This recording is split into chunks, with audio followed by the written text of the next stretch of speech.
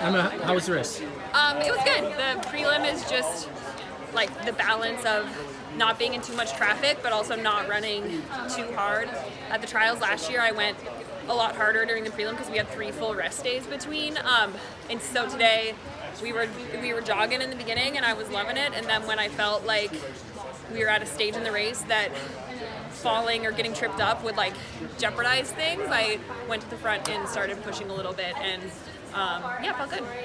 Obviously, as you look towards the final, you and Courtney are kind of like the top 2 women to potentially win. Is there 2 Courtneys? You have to be Courtney. specific. Yeah, true. Both Courtneys, yeah.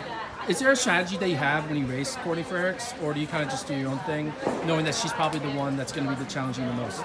Every one of us have our own little way that, our own skill set that makes us special. I have a way that I like to run a championship race. I'm not going to talk about that here, but you can go back and watch. It's pretty obvious what I've done in the past, when I like to push, when I like to go, and Courtney has the same thing, and ours are different, so I think it's just playing the game of who decides to move first and how people are feeling. And then obviously we have Courtney Wayment too, who I haven't raced that many times, and then there's a pretty good batch of women who are, there's a ton of women who are capable of running in the low 920s, and that can make a team on any given day too.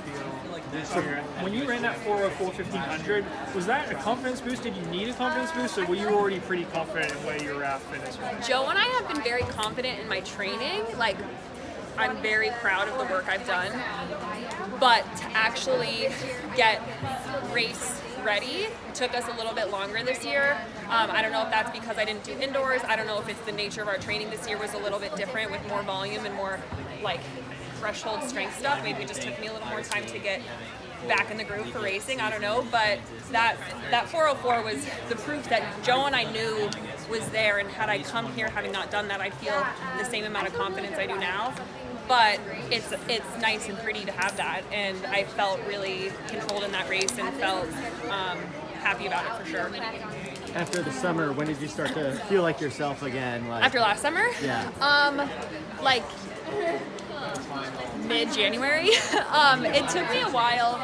Emotionally, I was like I want to go. I want to race pre. I want to do Zurich. I was obviously super upset about Tokyo, but felt really like I know who I am, and like I sucked for 9 minutes in Tokyo in my dream setting and my dream race, but like I still liked myself and my life, and it didn't like crush me as a human, but my body was crushed for a long time. And then I had a few little interruptions in the fall, like I stepped in a pothole in the middle of a run and like messed up some cartilage in my ankle that took me out for November.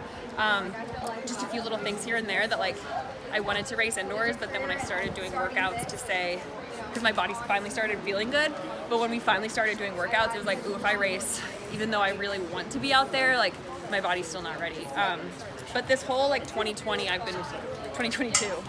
I've been feeling really like good and strong and confident and healthy, so I'm excited for the summer. Is there a reason you think you've been able to stay at the top of this event for so long? Because you're taking a lot of impact. We saw with Evan on the men's side, like he's really been banged up for a few years now.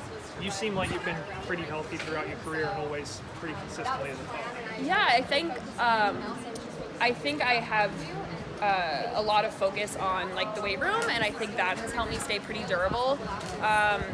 I also think the nature of the training that my college coaches put together and Joe has put together for me, like they're very different from each other, but all of those coaches found a mix of training that works for me and doesn't tear me down. And I've definitely had my fair share of injuries, but I eat a lot of food and I lift weights, and like I'm not lining up at the Diamond League steeplechase.